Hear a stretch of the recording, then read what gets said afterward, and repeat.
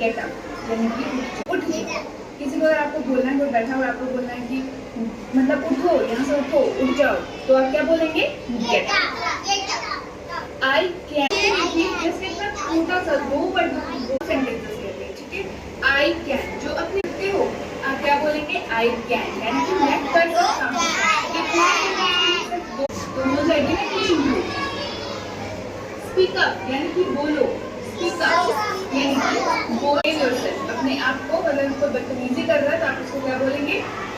तमीज से बात करो, ठीक बोलते हैं ना। अब आप इंग्लिश में क्या बोलेंगे? Behave yourself. डोंट आस्क यानी कि मत पूछो। कोई आपसे पूछे आपका दिन कैसा गया और आपका दिन बहुत ही सड़ा हुआ गया, तो आप क्या बोलते हैं? अरे मत पूछो। अब आप क्या बोलेंगे? Don't ask, don't ask. चलिए बढ़ते हैं।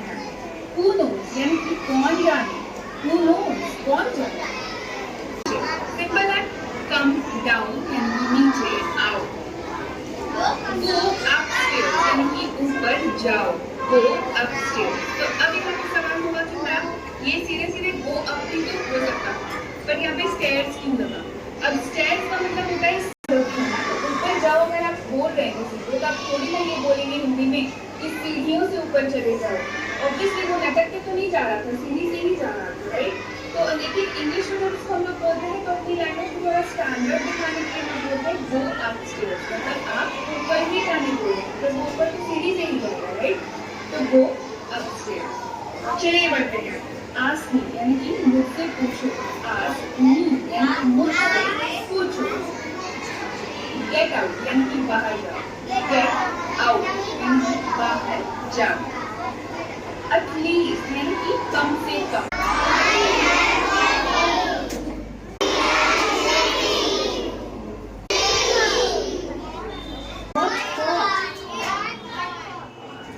और क्या? What else? और कुछ नहीं, nothing else. Let's go for a walk. उसे रुकना होगा। He must stop. He must stop. मेरी मदद करो। Help me. और तुम जीत गए। You won. You won. संगीत बंद करो।